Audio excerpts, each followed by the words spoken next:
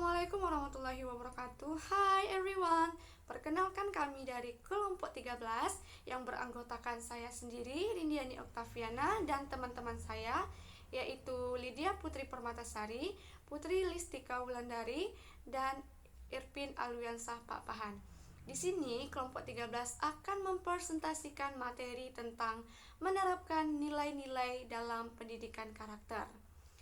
Di video presentasi kali ini terdiri dari yang pertama, konsep pendidikan karakter yang terdiri dari definisi pendidikan karakter, fungsi dan tujuan pendidikan karakter. Selanjutnya yaitu nilai-nilai karakter, jenis pendidikan karakter, dan tahap-tahap pendidikan karakter. Nah, sekarang mari kita mulai presentasinya. Yang pertama yaitu definisi pendidikan karakter. Apa sih pendidikan karakter itu? Pendidikan karakter adalah upaya sadar dan sungguh-sungguh dari seorang guru untuk mengajarkan nilai-nilai kepada siswanya guna membentuk dan membangun karakter pribadinya sehingga dapat menjadi individu yang bermanfaat bagi diri sendiri dan lingkungannya. Definisi pendidikan karakter juga dituturkan oleh beberapa ahli. Yang pertama yaitu Samani dan Haryanto. Menurut Samani dan Haryanto, pengertian pendidikan karakter adalah proses pemberian tuntutan kepada peserta didik untuk menjadi manusia seutuhnya yang berkarakter dalam dimensi hati, pikir, raga, rasa, dan karsa. Selanjutnya yaitu menurut Wibowo, pendidikan karakter menurut Wibowo adalah suatu pendidikan yang digunakan untuk menanamkan dan mengembangkan karakter kepada peserta didik yang hal ini bertujuan agar peserta didik memiliki karakter yang luhur dan dapat mengimplementasikannya dalam kehidupan sehari-hari, baik di sekolah, di rumah, maupun di lingkungan masyarakat. Selanjutnya yaitu fungsi pendidikan karakter.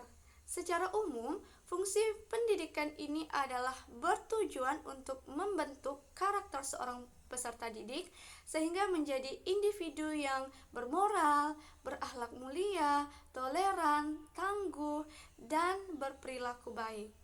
Adapun beberapa fungsi pendidikan karakter adalah sebagai berikut. Yang pertama, untuk mengembangkan potensi dasar dalam diri manusia sehingga menjadi individu yang berpikiran baik, berperilaku baik, serta berhati baik pula. Yang kedua, untuk membangun dan memperkuat perilaku masyarakat yang multikultur. Yang ketiga, untuk membangun dan meningkatkan peradaban bangsa yang kompetitif dalam hubungan internasional. Selanjutnya yaitu tujuan pendidikan karakter. Tujuan utama pendidikan karakter adalah untuk membangun bangsa yang tangguh, di mana masyarakatnya berakhlak mulia, bermoral, bertoleransi, dan bergotong royong. 3. Nilai-nilai dalam pendidikan karakter menurut Kementerian Pendidikan Nasional. 1. Religius, sikap dan perilaku yang patuh dalam melaksanakan ajaran agama yang dianutnya, toleran terhadap pelaksanaan ibadah agama lain, dan hidup rukun dengan pemeluk agama lain. 2. Jujur, perilaku yang didasarkan pada upaya menjadikan dirinya sebagai orang yang selalu dapat dipercaya dalam perkataan, tindakan, dan perbuatan. 3. Toleransi, sikap dan tindakan yang menghargai perbedaan agama, suku, etnis, pendapatan, sikap dan tindakan orang lain yang berbeda dari dirinya. 4. Disiplin, tindakan yang menunjukkan perilaku tertib dan patuh pada berbagai ketentuan dan peraturan. 5. Kerja keras, semangat dan kerja keras merupakan perilaku baik yang harus ditanam pada setiap individu. Perilaku ini menunjukkan kesungguhan seseorang dalam mengatasi atau menyelesaikan tugas dengan tepat dan sebaik-baiknya. Peserta didik yang mendapatkan pendidikan karakter kerja keras sejak dini membuat pertumbuhan mereka lebih baik dan menjadi pribadi yang tidak pantang menyerah. 6. Kreatif, berpikir dan melakukan sesuatu untuk menghasilkan cara atau hasil baru dari sesuatu yang dimiliki sebelumnya. 7. Mandiri, sikap dan perilaku yang tidak mudah tergantung pada orang lain dalam menyelesaikan tugas-tugas. 8. Demokratis, cara berpikir, bersikap, dan bertindak yang menilai sama hak dan kewajiban dirinya dan orang lain. 9. Rasa ingin tahu, sikap dan tindakan yang selalu berupaya untuk mengetahui lebih mendalam dan meluas dari sesuatu yang dipelajarinya, dilihat, dan didengar. 10. Semangat kebangsaan. Cara berpikir, bertindak, dan berwawasan yang menempatkan kepentingan bangsa dan negara di atas kepentingan diri sendiri dan kelompoknya. 11. Cinta tanah air. Cinta tanah air atau sikap nasionalisme harus ditanamkan pada siswa sejak usia dini agar mereka mencintai bangsa dan negaranya. 12. Menghargai prestasi, sikap dan tindakan yang mendorong dirinya untuk menghasilkan sesuatu yang berguna bagi masyarakat dan mengakui serta menghormati keberhasilan orang lain. 13. Bersahabat atau berkomunikatif. Bersahabat atau berkomunikatif merupakan sikap atau perilaku yang berguna bagi masyarakat. Sikap ini harus ditanamkan pada siswa melalui pendidikan karakter, yaitu dengan contoh sikap ramah dan sopan kepada orang lain. 14. Cinta damai. Cinta damai merupakan sikap atau perilaku dalam menghargai serta menghormati orang lain. Contohnya perilaku damai yaitu dengan tidak menyebarkan ujaran kebencian, melakukan sesuatu baik kepada orang lain. 15. Gemar membaca. Kebiasaan menyediakan waktu untuk membaca berbagai bacaan yang memberikan kebajikan bagi diri sendiri. 16. Peduli lingkungan. Sikap dan tindakan yang selalu berupaya mencegah kerusakan pada lingkungan alam di sekitarnya dan mengembangkan upaya-upaya untuk memperbaiki. Hal ini sangat penting mengingat bahwa siswa seringkali berinteraksi dengan masyarakat sekitar. 17. Peduli sosial. Sikap ini selalu ingin memberikan bantuan kepada orang lain dan masyarakat yang membutuhkan. Tanggung jawab. Sikap dan perilaku seseorang untuk melaksanakan tugas dan kewajibannya yang harusnya dilakukan terhadap diri sendiri, masyarakat, lingkungan, dan negara serta Tuhan Yang Maha Esa. Jenis-jenis pendidikan karakter.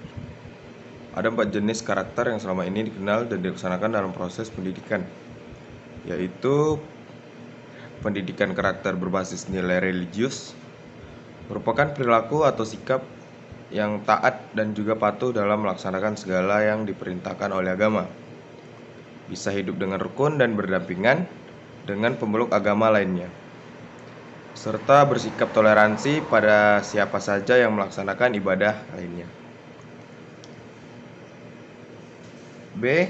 Pendidikan karakter berbasis nilai budaya.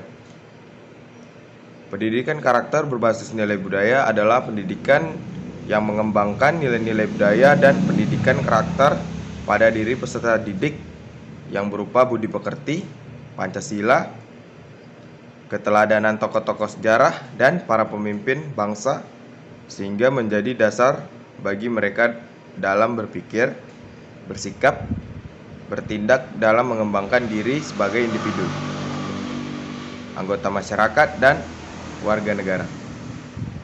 C. Pendidikan karakter berbasis lingkungan. Pendidikan karakter peduli lingkungan pada dasarnya membantu guru dalam penanaman karakter siswa tentang kepedulian mereka terhadap lingkungan. Pendidikan karakter peduli lingkungan dapat menjadi tolak ukur kepedulian serta kepekaan siswa kepada lingkungannya. Kepedulian dan kepekaan siswa terhadap lingkungan akan suasana belajar mengajar yang sehat dan nyaman. D. Pendidikan karakter berbasis potensi diri. Merupakan sikap pribadi hasil proses kesadaran pemberdayaan potensi diri yang diarahkan untuk meningkatkan kualitas pendidikan. Pendidikan karakter berbasis potensi diri akan mengajarkan kebiasaan cara berpikir dan perilaku yang membantu individu untuk hidup dan bekerja sama sebagai keluarga, masyarakat, dan negara, serta membantu mereka untuk membuat keputusan yang dapat dipertanggungjawabkan. Baiklah, saya akan menjelaskan bagian terakhir dari presentasi kami, yaitu tahap pendidikan karakter.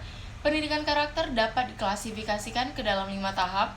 5 tahap tersebut antara lain: yang pertama, adab. Pada usia anak 5-6 tahun, pada fase ini anak dididik budi pekerti terutama yang berkaitan dengan nilai-nilai karakter, yaitu jujur, tidak berbohong, mengenal mana yang benar dan mana yang salah, mengenal mana yang baik dan mana yang buruk, serta mengenal mana yang diperintah dan mana yang dilarang. Yang kedua, tanggung jawab diri. pada usia anak 7-8 tahun. Pada fase ini anak dididik budi pekerti seperti bertanggung jawab, terutama bertanggung jawab kepada dirinya sendiri. Anak dididik untuk tertib serta disiplin. Yang ketiga, caring pada usia 9 hingga 10 tahun.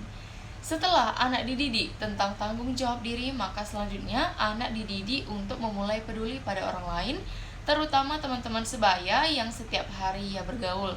Menghargai orang lain, hormat kepada yang lebih tua dan menyayangi kepada yang lebih muda, menghormati hak-hak orang lain, bekerja sama di antara teman-temannya, membantu dan menolong orang lain, dan lain-lainnya yang merupakan aktivitas yang sangat penting pada masa ini. Yang keempat, kemandirian pada usia 11 hingga 12 tahun. Berbagai pengalaman yang telah ia lalui pada usia-usia sebelumnya makin mematangkan karakter anak sehingga akan membawa anak kepada kemandirian.